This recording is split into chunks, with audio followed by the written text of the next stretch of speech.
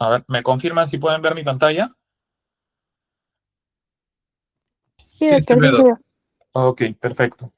Bueno, entonces vamos a comenzar. Mi nombre es Kevin Briceño Santillán, soy médico neumólogo del Hospital Almenara. Tengo un máster en enfermedad pulmonar intersticial difusa.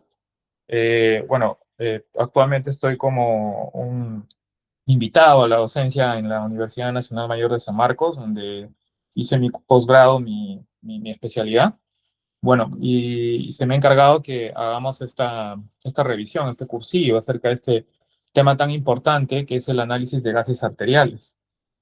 El análisis de gases arteriales es un examen de los más básicos en la actualidad. Todo profesional de cualquier especialidad debería tener conceptos mínimos para poder interpretarlo adecuadamente. Es decir, no es necesario que sea un neumólogo el que venga a interpretar el AGA o un intensivista para que se puedan dar diagnósticos y directrices conforme al caso del paciente. Entonces la pregunta sería, ¿qué es lo que evalúa el análisis de gases arteriales? Y se dividiría en tres tipos de evaluación. Primero, la ventilación. ¿Con qué parámetro? Con la presión arterial del CO2, el PaCO2. Recuerden que el PCO2 siempre se está eliminando, ¿no? Es un producto del metabolismo de los organismos que consumen oxígeno y por lo tanto, si yo consumo oxígeno y tengo una actividad metabólica, elimino el CO2. ¿Cómo lo hago? Bueno, a través de la ventilación, sobre todo de la expiración. Cuando una persona tiene alteraciones en la ventilación, comienza a tener retención de CO2, o sea, dificultad para eliminar. El segundo punto que evalúa el análisis de gases arteriales es la oxigenación. Esto es al revés, ¿no? El CO2 sale y el oxígeno ingresa al organismo. ¿Cómo? A través del alveolo y de la membrana alveolo-capilar que se encuentra en el pulmón. A partir de ahí se distribuye a todo el organismo para que cada órgano que tenemos en nuestros sistemas, dependiendo de su actividad, utilice el oxígeno como uno de los combustibles para la función que se le ha dado, ¿no? Entonces, esos son dos puntos que están relacionados directamente con la función respiratoria, ¿no? Y nótese que digo respiratoria y no digo necesariamente pulmonar. Porque, por ejemplo, en la ventilación tenemos alteraciones que no son pulmonares, pero que sí son respiratorias. Por ejemplo, personas que tienen una cifoescoliosis marcada. Por ejemplo, personas que tienen miastenia gravis, que es una enfermedad neurológica, y que no ventilan, no porque esté dañado el sistema respiratorio, sino porque el sistema neurológico que activa los músculos respiratorios es el dañado. ¿Ok? Entonces, estos dos están directamente relacionados. El otro, que es el equilibrio ácido-base, no solamente va a depender del pulmón, sino que también va a estar condicionado por mucho de lo que hace sobre todo el riñón en lo que se refiere al manejo de las bases. Eso lo vamos a ir desarrollando, ¿no? Pero entonces los parámetros vendrían a ser para ventilación el PaCO2, para oxigenación el PaO2, el SaO2, la saturación arterial de oxígeno. Nótese que es SaO2, ¿ah? No es SPO2, porque SaO2 es del AGA. SPO2 es del pulsoxímetro, ¿ok? Así que no se confundan, ¿ya? Y el equilibrio ácido-base, donde básicamente vemos lo que es el pH, el bicarbonato y sobre todo en la actualidad el exceso de base. Y acá voy arrancando a decir que en la actualidad más importante que hacer evaluación del bicarbonato es el exceso de bases. Hasta hace unos años más fuerza tenía evaluación de bicarbonato, que lo seguimos haciendo, ¿no? Pero el exceso de bases incluye al bicarbonato y a otras bases que también tienen estado metabólico del paciente. Entonces, ¿cuáles serían las indicaciones del análisis de gases arteriales? Bueno, obviamente un paciente si tiene insuficiencia respiratoria aguda o crónica, ¿no? Necesita análisis de gases arteriales para poder evaluar con precisión cuál es su estado oxigenatorio, cuál es su estado de retención de CO2, si este está teniendo algún efecto en el pH, ¿no? Si el paciente, por ejemplo, llega por emergencia y yo lo veo muy grave y quiero llamar a la UCI para que lo meta a ventilador, tengo que tomarle un AGA. Me va a pedir un AGA el de la UCI, ¿no? Y si, por ejemplo, el paciente ya se encuentra en una ventilación que es la no invasiva, por ejemplo, la ventilación no invasiva en neumología lo utilizamos en pacientes que son retenedores de CO2 como los EPOCs avanzados, es fundamental que hagamos el monitoreo de ese PCO2 con un análisis de gases arteriales. También nos sirve para seguimiento de intervenciones terapéuticas, ya sean farmacológicas o evaluaciones en ejercicio, ¿no? Tenemos algunos test de saturación en neumología que la realidad no le hacemos en el país porque requiere varios recursos complejos que no tenemos en los hospitales nacionales ni de salud ni de MINSA para hacer pruebas de esfuerzo, por ejemplo, respiratorio con un catéter para gases arteriales y estar tomando muestras, no lo hacemos, pero en otros países sí. Pero igual de importante e incluso, digamos, más importante que saber las indicaciones, están las contraindicaciones. Las contraindicaciones, las cuales muchas son absolutas. Vamos a ver ahorita en un momento lo que es la prueba de Allen. Y si la prueba de Allen es negativa, quiere decir que si es que yo punzo y punzo mal, o de repente lo hago bien, pero por alguna característica del paciente el procedimiento sale mal, este paciente puede perder la irrigación distal de su mano y por lo tanto favorecer a una serie de complicaciones circulatorias en esa zona. Eso lo vamos a ver más adelante. Otra contraindicación, que la zona esté con alguna lesión o infectada en la zona donde vamos a hacer la punción. Ya de por sí les digo, la zona de punción primaria es la zona de la arteria radial. ¿Ausencia de pulso palpable? Uf, por supuesto que sí. Y ustedes dirán, ¿pero por qué? Podríamos intentar. Sí, podríamos intentar, pero recuerden que pegado a la arteria radial también hay otras estructuras, sobre todo nerviosas. Entonces el paciente podría lesionarse a nivel neurológico y luego, bueno, ya estamos en una época en la medicina en la cual todo se sabe, ahora está con la IA esto, el paciente pregunta a la IA, y la IA le va a decir, no te vieron hacer, y uno se termina ganando un proceso eh, legal innecesario, ¿no? Entonces, siempre conversar con el paciente, con la familia, decirle, mira, no le puedo sacar porque pasa esto, siempre acostumbrarse a comunicar las cosas claramente con el paciente y con los familiares. Si hacemos eso, nos vamos a librar de muchísimos problemas. La gran mayoría de problemas legales que los colegas tienen, ¿no? Es porque no se comunicaron bien con el paciente, no le explicaron bien. Y el paciente, desde su ignorancia de la medicina, aceptó y no entendió que habían riesgos, aunque eran pequeños, pero existían, por ejemplo. Ya. Otro tema es que el paciente tenga una presencia de una fístula arteriovenosa, ¿no? Que algunos pacientes que reciben diálisis, pues la tienen, ¿no? No tendría sentido porque va a ser una sangre que está fistulizada, ¿no? Hay una comunicación arteriovenosa, no va a ser sangre arterial, sino sangre arterial y venosa la que vamos a obtener. Y otra muy importante es cuando el paciente tiene coagulopatía grave, o está con anticoagulación de dosis medias o altas. ¿Cómo es que hacemos el procedimiento, no?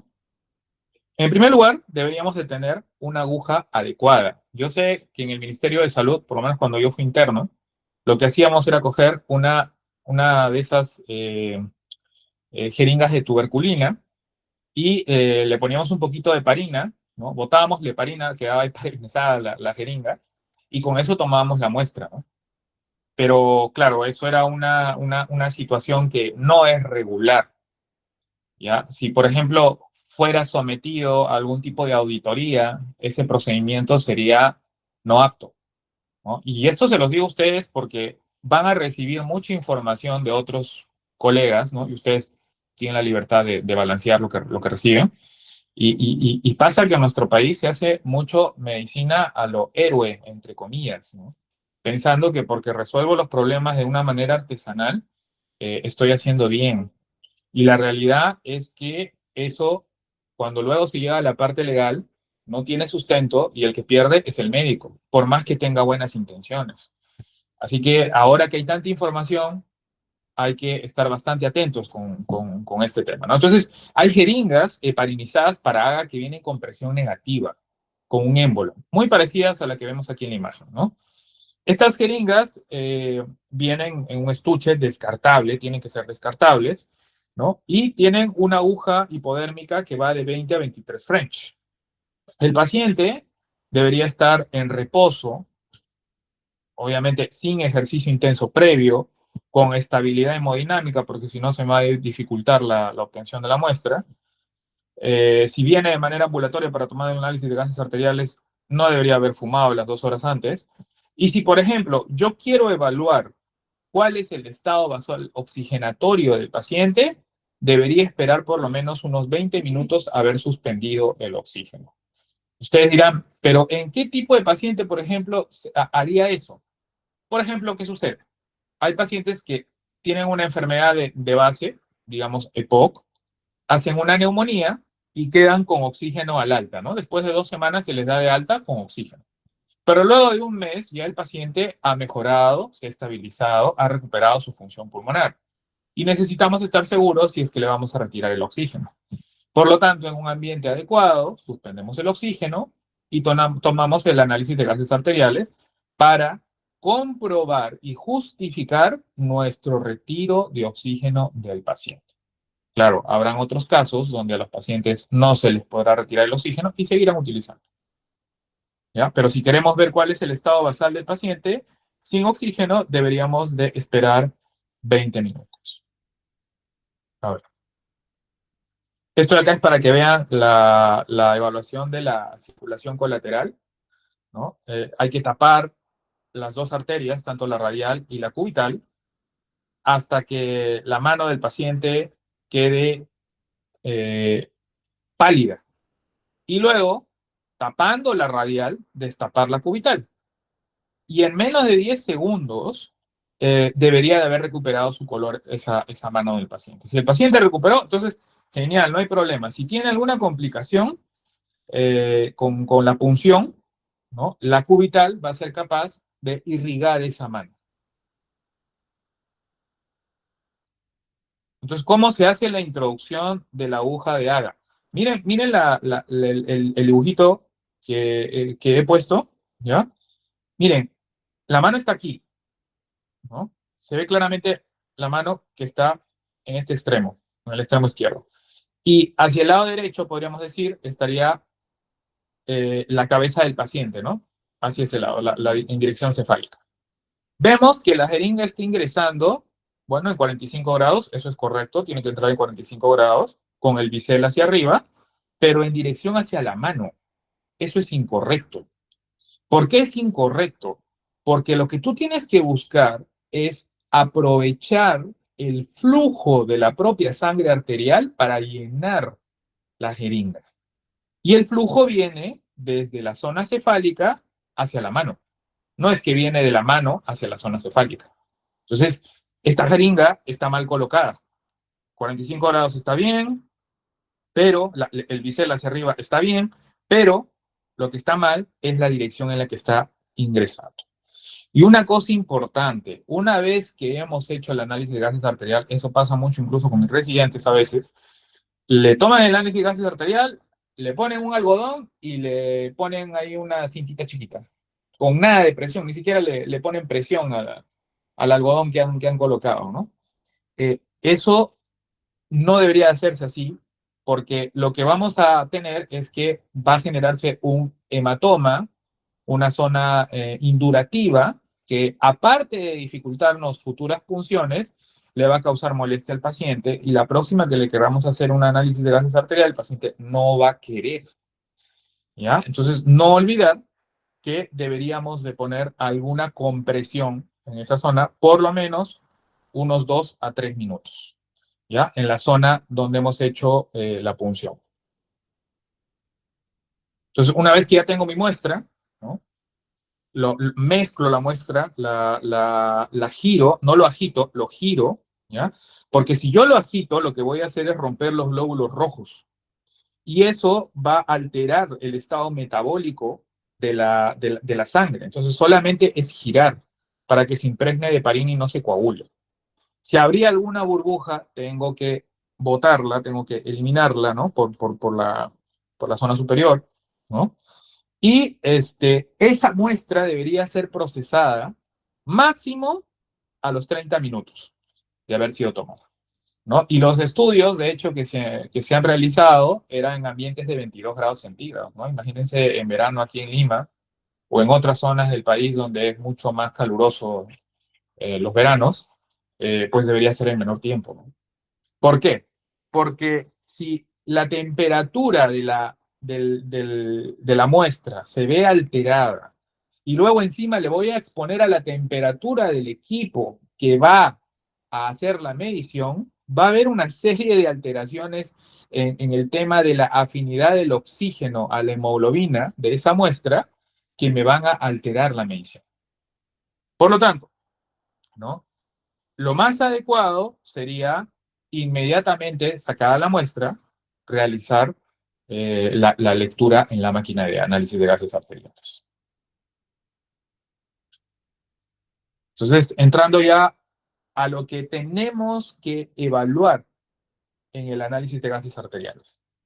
Esto solamente, yo sé que tienen un seminario de estos temas de insuficiencia respiratoria, pero es para tenerlo claro, ¿no? Y quisiera que nos centremos en dos conceptos, no es para que vean toda la diapositiva, sino en dos conceptos. Uno, insuficiencia respiratoria aguda. ¿Cuándo hablamos de insuficiencia respiratoria aguda? Cuando estamos hablando de una insuficiencia respiratoria de inicio súbito, en el cual el tiempo de aparición ha sido en menos de 72 horas. Clásico efecto, clásico ejemplo, neumonía, ¿no? Por ejemplo. Insuficiencia respiratoria crónica. Cuando el paciente permanece en insuficiencia respiratoria más de 3 meses.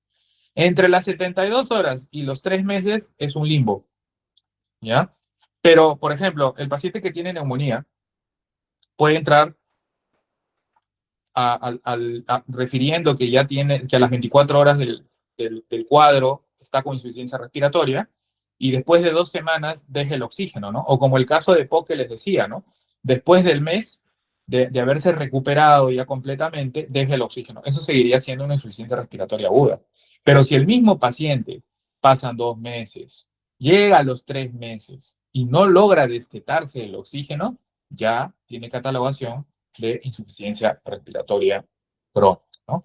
Esto se da sobre todo en pacientes que tienen enfermedades predisponentes, ¿no? Llámese POC, EPIC, cáncer de pulmón, etc. Entonces, lo que nos interesa acá, además de este tema del tiempo, es ver la parte de la oxigenación. La oxigenación la vamos a evaluar con el PaO2, la presión arterial de oxígeno. Y cuando ésta se encuentra menos de 60 milímetros, menos de 60 milímetros de mercurio, estamos hablando de insuficiencia respiratoria. ¿Ok? Si el paciente cumple ese criterio, estamos hablando de una insuficiencia respiratoria tipo 1 o hipoxémica. Si el paciente, por el contrario, no tiene disminución de la PO2, la PaO2 está más de 60, pero el CO2 se ha elevado más de 50, incluso algunos dicen ya más de 45, ¿no? Pero más de 50 vamos a tomarlo, ¿ya? Estamos hablando de una insuficiencia respiratoria hipercápnica o tipo 2. ¿Y qué pasa si el paciente tiene ambas cosas? O sea, tiene PaO2 menos de 60 y PaCO2 más de 50. Estamos hablando de una insuficiencia respiratoria mixta. ¿Ok? Esa clasificación es vital porque dependiendo de eso, cuando ustedes desarrollen las demás clases de las patologías, van a poder orientar el manejo que van a aplicar por cada paciente.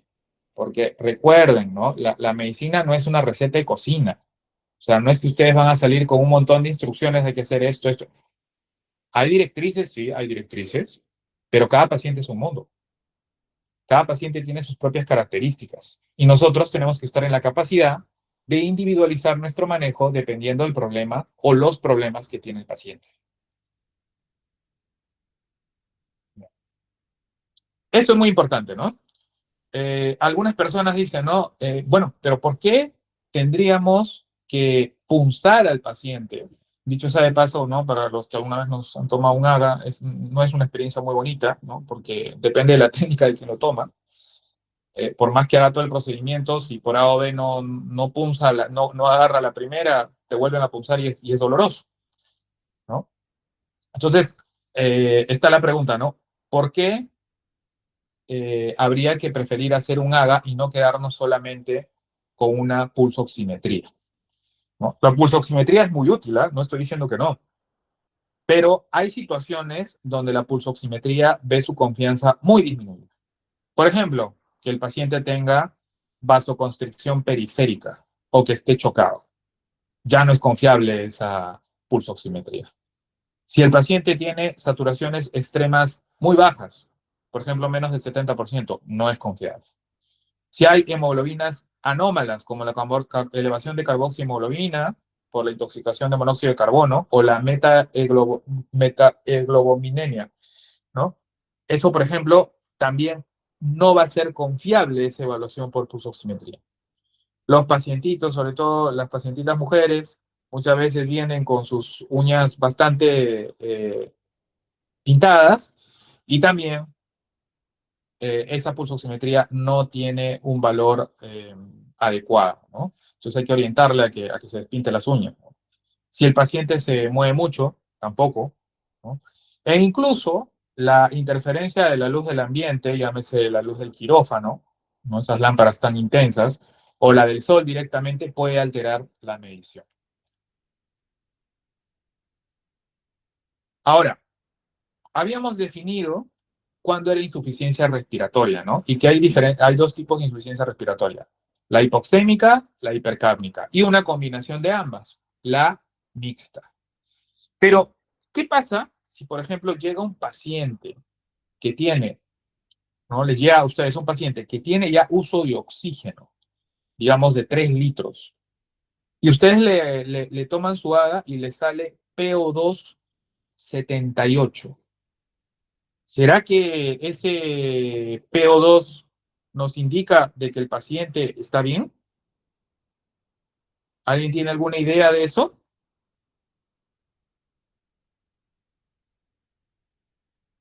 Es que, ¿qué tal, doctor? Buenas noches. Buenas noches. El valor del oxígeno ahí está modificado debido a la oxigenación constante que tiene el paciente. Muy bien. ¿Y qué parámetro habría que utilizar? El PAFI. Muy bien. Exactamente. ¿No? Entonces, nosotros, cuando hacemos la evaluación de un paciente que ya se encuentra en oxigenoterapia, les estoy planteando un ejemplo, pero también esto podría pasar en la UCI, ¿no? O en una unidad de cuidados intermedios, donde hay pacientes con oxigenoterapia. ¿Cómo vamos a catalogar la severidad de la insuficiencia respiratoria? Dependiendo del PAF, que también sale en el ARG. Pero para eso, ¿no? Futuros doctores, ustedes cuando solicitan el AGA tienen que poner ahí el FIO2 al cual se encuentra el paciente. Porque nos pasa mucho eso, ¿no? Vamos a ver al paciente, nos muestran un AGA que dice FIO2 21, un PO2 excelente, 90. Resulta que el paciente había estado con máscara Venturi 50%, pero no lo pusieron, ¿no? Y en el AGA el PAFI es genial, pero es que no hicieron bien la evaluación. Parte de hacer bien la evaluación es solicitar bien la prueba, ¿no? Si no se documenta mal, ahora los sistemas son electrónicos, entonces el error va a quedar registrado, ¿no? Mientras que en la evolución dice paciente con Venturi, en su AGA que le hicieron, en ese servicio decía FIO 21, PAFI más de 400, 500 casi. ¿No? Entonces, eso es importante. Puede parecer que sea muy excesivo, pero es necesario. Por lo que les estoy diciendo, la medicina que se nos viene es de suma fiscalización. El paciente ahora ya no es un ignorante. El paciente toma foto a algo y le está preguntando a la IA. Y si el médico no es capaz de resolver, problemas. ¿Ya? Entonces, hay que hacer las cosas bien. El PAFI nos va a permitir, dependiendo del valor, que es la relación, dicho sea de paso, ¿no? De la presión arterial de oxígeno sobre la fracción inspiratoria de oxígeno que le estoy dando al paciente, ¿no? Esa relación nos va a permitir establecer si el paciente se encuentra en insuficiencia respiratoria leve, ¿no? también denominado pulmonar aguda, lesión pulmonar aguda, moderada, cuando ya se le llama ARTS moderado, ¿no? Y severa, cuando es un ARTS ya severo, ¿no? De pésimo pronóstico. Todo paciente que tiene un PAFI menos de 150, yo ya estoy pensando que me va a ir mal. Si tiene menos de 100, ya voy hablando con la familia que probablemente no va a poder salir de esa situación. ¿Ok? Entonces, es muy importante que tengan en cuenta también este valor del PAFI y lo utilicen. ¿Ya? Lo utilicen y lo apliquen correctamente. Recuerden, para pacientes que ya están con oxigenoterapia suplementaria. ¿Qué más nosotros hacemos en el tema oxigenatorio con el AGA, ¿no? Bueno, en el caso de los pacientes que tienen afectación pulmonar crónica, como por ejemplo los EPOC, ¿ya? Y el paciente tiene, por ejemplo, un PO2 menos de 55 milímetros de mercurio, necesito un AGA, ¿no? Sin el AGA no puedo ver la presión arterial de oxígeno, no la puedo ver. Si tiene menos de 55 milímetros de mercurio, indica necesidad de darle oxigenoterapia domiciliaria. O si el paciente tiene cor pulmonar y tiene una PaO2 menor de 60 milímetros de mercurio, también tendría indicación de recibir oxigenoterapia domiciliaria. O sea, nos sirve para indicar el oxígeno en pacientes crónicos. ¿Ya? También hay otro concepto, creo que lo puse acá mejor. Ah, ajá, exactamente. Ya hay un par de conceptos más que quería que tengan en cuenta. Uno, la PO2 esperada no es la misma para todos los pacientes. ¿Ok? Sabemos que cuando un paciente tiene PO2 menos de 60 es insuficiencia respiratoria. Eso no está en discusión. ¿Ya? Eso tiene que ver con la curva de hemoglobina, que más o menos PO2 de 60 tiene relación con saturación de 90, van a la misma altura. ¿Ya? Entonces, una saturación menos de 90 me sugiere altamente, ¿no? Con alto nivel de sensibilidad que ese paciente ya esté en insuficiencia respiratoria. Eso no está en discusión. Pero, ¿qué pasa si yo al paciente, tengo un paciente adulto mayor de 72 años, está tranquilo, ¿no? Y bueno, no tiene un PO2 de 95, pues, ¿no? Tiene un PO2 menor, tiene un PO2 de 75. ¿Qué voy a decir? Tiene hipoxemia, ¿no? Porque hay también una clasificación de hipoxemia leve, moderada, ¿no? Y luego insuficiencia respiratoria, dependiendo del PaO2. No, pues yo tendré que hacer lo que se llama el cálculo de la PaO2 esperada por la edad. Esto no es para que lo memoricen, sino para que lo sepan y lo utilicen cuando sea necesario justificar sus decisiones, ¿no? Entonces el mensaje es, la PO2, ¿ya? Varía y disminuye con el paso de los años. El otro tema es la gradiente alveolo arterial. La gradiente alveolo arterial es la diferencia de la presión alveolar de oxígeno menos la presión arterial de oxígeno. Esto también tiene una fórmula, como pueden ver, ¿ok? Y tampoco es para que la memoricen, sino para que la sepan y la apliquen cuando la necesiten. De hecho, este dato sí te lo da el AGA, pero hay que calcularlo, ¿no? Dependiendo de la edad del paciente. Entonces podemos ver que un paciente con 20 años que tiene una gradiente alveolar arterial de 9, bueno, no hay problema, ¿ya? Pero miren, de 80 años, la gradiente alveolar arterial de 24, tampoco hay problema. Depende de la edad, ¿ok? Depende de la edad. ¿En qué pacientes, por ejemplo, que hacen insuficiencia respiratoria, ¿no? La gradiente alveolar arterial no se ve alterada? Los pacientes que tienen afectación neurológica o muscular o osteoarticular de la zona torácica. Y ahora vamos al otro tema, ¿no? En la parte de neumología, lo principal es lo que hemos mencionado hasta aquí. ¿Ya? Sin embargo, es importante que ustedes también, sobre todo el tema de acidosis respiratoria y alcalosis respiratoria, en este tema, en este curso de neumología, ustedes lo tengan claro. Vamos a comenzar por el metabólico. Cuando un paciente tiene un pH disminuido, dicho sea de paso, a ver quién se anima a decir cuáles son los valores normales en sangre de pH, de bicarbonato y de CO2. ¿Alguien se anima?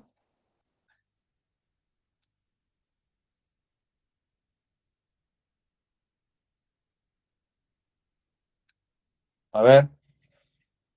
¿Quién se anima? Nadie. ¿Podría repetir, doctor? Disculpe, es que no lo escuché bien. ¿Cuáles son los niveles normales o basales del pH, del PCO2 y del bicarbonato en sangre?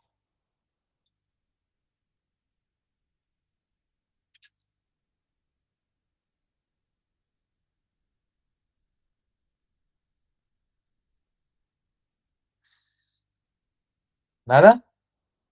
Mm, de pH es 7,35 a 7,45. De bicarbonato es de 22 a 26 equivalentes. Y de CO2 era de eh, 36 a 32, creo. Me estoy equivocando con ese último valor. Ya, bueno, más o menos, ¿ya? Más o menos. Los valores son, ¿no? En el caso del pH de 7,35 a 7,45, ¿no? El valor, digamos, esperado es el 7,4. En el caso del bicarbonato es de 22 a 26. Y en el caso del CO2 es de 35 a 45. Entonces, cuando hablamos de alguno de estos trastornos, eh, lo que va a pasar es que el pH se va a ver afectado. Por ejemplo, en una acidosis metabólica, ¿qué es lo que vamos a tener? El pH va a estar disminuido, ¿ya? pH disminuido, y como es metabólico, quien va a estar disminuido es el bicarbonato. El CO2 no, porque el CO2 cuando disminuye, más bien lo que hace es dar alcalosis respiratoria. El CO2 va a disminuir porque intenta compensar la acidosis que genera la disminución de bicarbonato. Lo mismo sucede, ya les había dicho que en la actualidad hay que ver el exceso de bases, ¿no? El exceso de bases se va a ver disminuido, disminuido a menos de 2. El exceso de bases, dicho sea de paso, aparece en el AGA, ¿eh? ¿Ya? O sea, no es que tú tienes que calcular, nada, ahora ya aparece en el AGA. ¿Ya? Igual que el bicarbonato se encuentra disminuido. Como les comenté, los valores de exceso de base son entre menos 2 y más 2 mil equivalentes. Entonces, esto es una acidosis metabólica. Una alcalosis metabólica es al revés. El paciente va a tener un pH elevado, o sea, mayor de 7,45. El bicarbonato se va a elevar, por lo tanto el exceso de bases también. Y el CO2 lo que va a hacer es elevarse para tratar de compensar esa alcalosis, ¿ok? Esa alcalosis, porque recuerden, cuando aumenta el CO2, esto lo que condiciona es un estado acidótico. Pero aquí lo que está haciendo es tratando de compensar porque el bicarbonato se ha elevado, aumentando el pH y causando alcalosis metabólica. En la parte respiratoria, que es la que más nos interesa, ¿ya? ¿Qué es lo que sucede? Cuando el PCO2 se eleva, por ejemplo, por hipoventilación, el pH va a disminuir, va a haber acidemia. Y como consecuencia de eso, el bicarbonato va a comenzar a elevarse para tratar de compensar la elevación de CO2 que está causando acidemia. Ahora, ¿cómo evaluamos el exceso de bases? Cuando es agudo, cuando la elevación del CO2 que causa acidemia es aguda, no le da tiempo al exceso de bases para responder. Por lo tanto, suele ser normal. Pero cuando ya pasan más de 48 a 72 horas, ya comienza a subir para compensar esta elevación del CO2. ¿Ok? Entonces, nuevamente, ¿no? Cuando hay acidemia, pH disminuido, por elevación de CO2, el bicarbonato se va a elevar y el exceso de bases también, pero va a demorar 48 a 72 horas. Al inicio puede ser normal. Perdón. Al revés, alcalosis respiratoria. El pH se va a elevar. ¿Por qué? Porque el PCO2 va a disminuir, o sea, el paciente hiperventila. El bicarbonato, para compensar esa alcalosis, se va a comenzar a eliminar y va a comenzar a disminuir en sangre. Pero luego, el exceso de bases también, ¿no?, va a disminuir, aunque en las primeras 48, 72 horas, como sucede también en la acidosis respiratoria, puede ser normal. Y luego ya disminuye igual que los valores de bicarbonato. O sea, básicamente lo que tenemos que evaluar es eso: pH, PCO2, bicarbonato y lo que es el exceso de bases. En la actualidad también les recomiendo, ¿no? Cuando antes había la necesidad de todas maneras de ver a un paciente en vivo para, para aprender, ¿no? Pero ahora con la tecnología, no sé si lo han probado, ustedes pueden pedirle a la IA, lo que sí les recomiendo que sea paga porque las gratis tienen muchos errores, ¿no? Le pueden pedir que les haga exámenes o que les haga ejercicios para que practiquen su interpretación de este tipo de exámenes. Les va a ayudar para eso. Cosa cuando que en la vida real ustedes ya se enfrenten a una situación, van a tener la rapidez y la experticia, ¿no? Porque esto no se va a aprender simplemente porque yo se los diga ahorita. Ustedes tienen que practicarlo. Tienen que practicarlo para que se interiorice y sea parte de sus habilidades. ¿Ya? Entonces, más o menos para repasar, ¿no? Lo que hay que ver en el caso del estado metabólico: ver el pH, ver el PCO2 y el exceso de bases. El bicarbonato también, pero como les comenté hace un momento, en la actualidad ya hay una tendencia a que la mayoría de recomendaciones van a evaluar sobre todo el exceso de bases, que es más preciso y que no solamente evalúa el bicarbonato, sino que otras bases. ¿Ya? Lo mismo que habíamos dicho hace un momento: pH menos de 7.35, estamos hablando de acidemia; pH más de 7.45, alcalemia; y en el caso del CO2, cuando disminuye menos de 35, alcalosis; y cuando aumenta más de 45, acidosis. Lo del exceso de bases, ¿no? ¿Cómo lo aplicamos en un trastorno respiratorio detectado? El paciente llega con un trastorno respiratorio y yo quiero saber si esto es agudo o crónico. Tengo que ver el exceso de bases.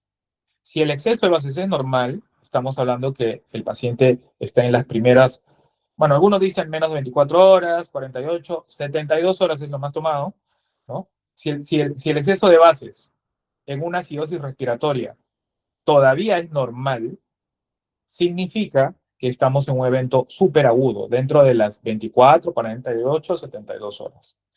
Si ya el exceso de bases ha comenzado a responder, en este caso si es una acidosis, o sea, aumentó el CO2, ¿no?, va también a tener una respuesta de aumento el exceso de bases, entonces ya estamos hablando de un evento crónico, más de 48 a 72 horas, ya está yendo a la compensación. Entonces, así se aplica el exceso de bases.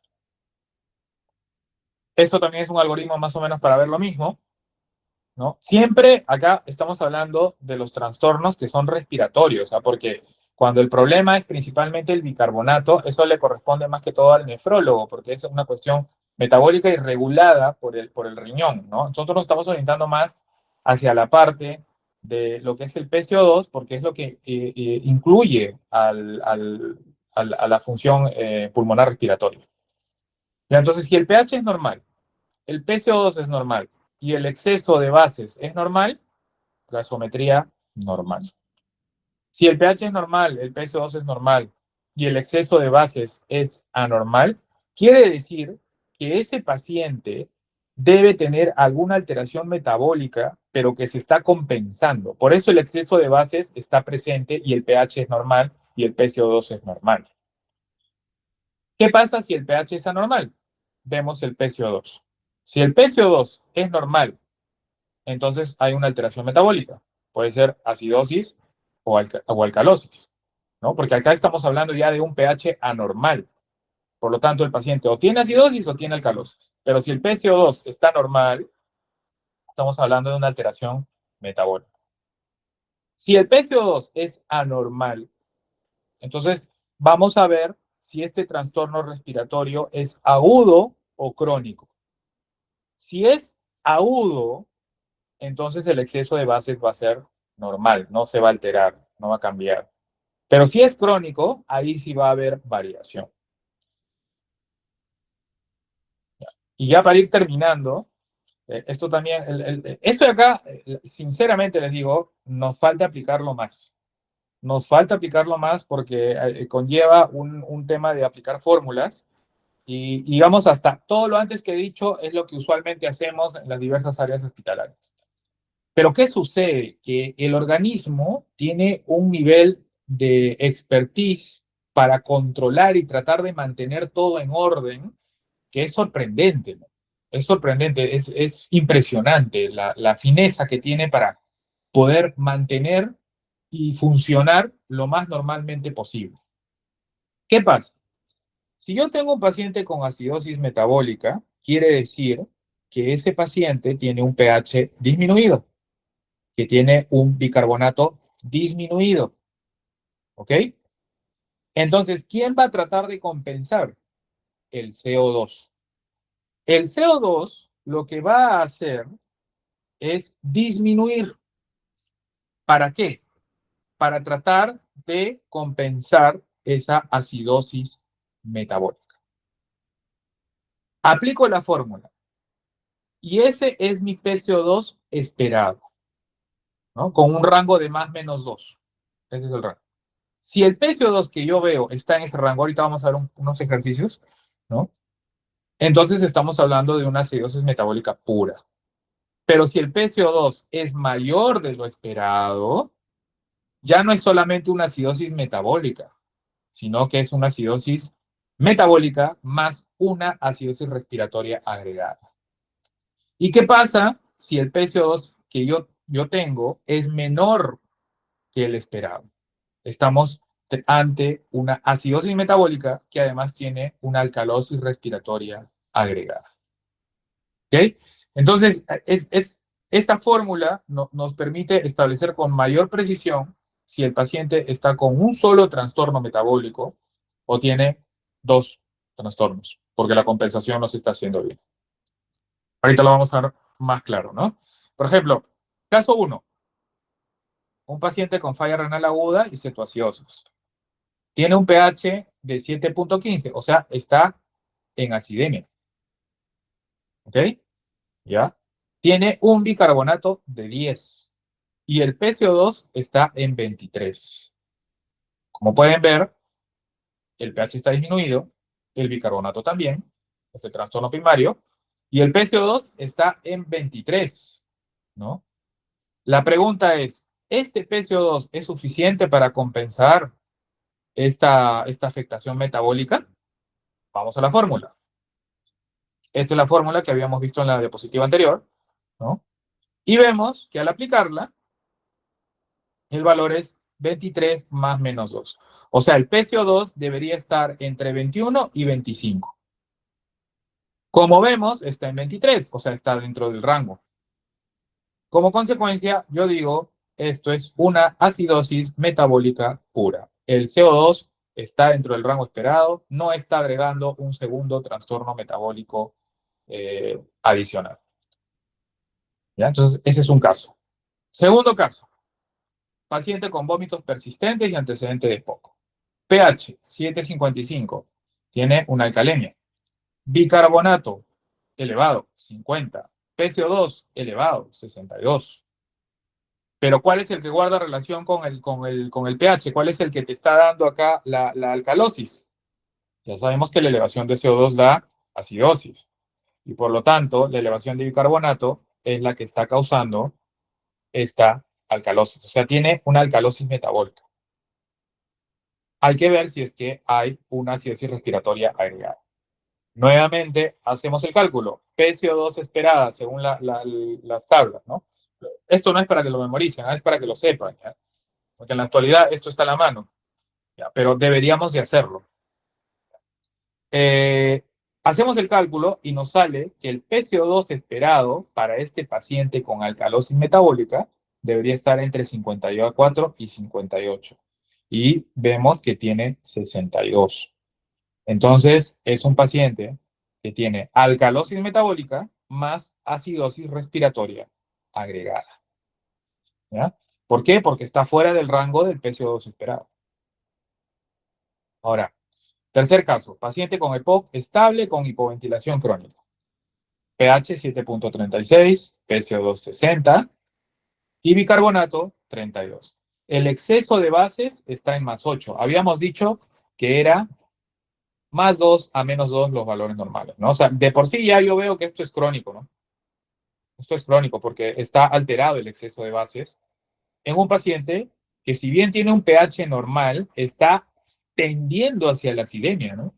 Está 7.36 y con PCO2 elevado. Hacemos el cálculo, ¿ya? De cuál, en este caso habíamos dicho que en las alteraciones respiratorias el que deberíamos de utilizar era el exceso de bases. Hacemos el cálculo del exceso de base esperado. ¿Habrá sido demasiado? ¿Habrá sido muy poco este valor de exceso de bases para este pH con este PCO2? Vamos a ver. Se hace el cálculo, ¿no? PCO2 real menos 40 por 0.4. Y nos sale +8 miliequivalentes, lo que tiene el paciente en su AGA. Por lo tanto, es una acidosis respiratoria crónica pura. ¿Ok? Muy bien, entonces, hasta aquí hemos llegado en la exposición. A ver si tienen alguna pregunta.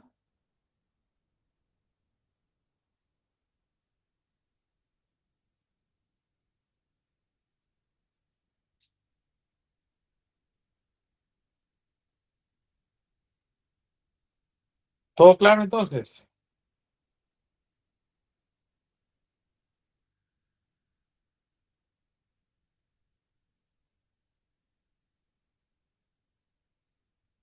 Doctor, buenas noches. Tenía una consulta en el caso de lo que vendría a Dígame. ser, sí, en el caso de lo que vendría a ser el anion gap, por ejemplo, cuando está normal o elevado, también hay, ah, o sea, hay que tomar en cuenta lo que vendría a ser el bicarbonato esperado también, y creo que también había un trastorno cuando los anion gap estaban alterados, ¿no? Sí, podría explicar esa parte. Claro, lo del anion gap, mira, a ver, ordenemos un poquito, ¿no?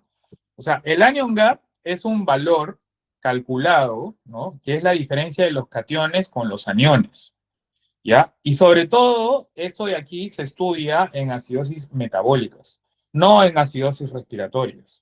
Hay una fórmula que es el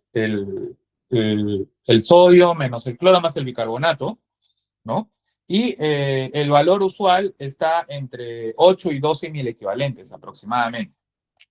¿Ya? Entonces, dependiendo de esos valores, ¿no? Se puede catalogar si la acidosis es anion gap elevado o no lo es, ¿no? Y dependiendo de eso, se puede clasificar al paciente como una probable causa de su alteración metabólica acidótica, que podría ser una cetoacidosis, una acidosis láctica, insuficiencia renal, etcétera, ¿no? Y, por ejemplo, cuando el anion gap es normal, ya en ese caso más bien está relacionado con, por ejemplo, pérdidas digestivas, ¿no? La diarrea, por ejemplo, con una diarrea es muy, muy importante, ¿no? Pero ese tema es más que todo para la parte metabólica, ¿no? Nosotros en la parte respiratoria lo usamos en nuestra unidad de cuidados respiratorios, ¿no? Pero no es propiamente el uso del AGA para la parte respiratoria.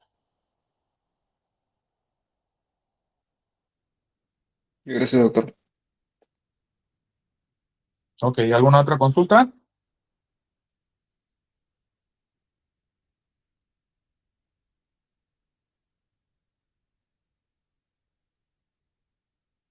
Me parece que no hay más consultas, doctor. Todo está claro.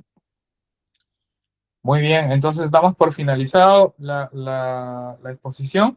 Ha sido un gusto y bueno, nos estaremos viendo después seguramente. Hasta luego. Muchas gracias, doctor. Hasta luego.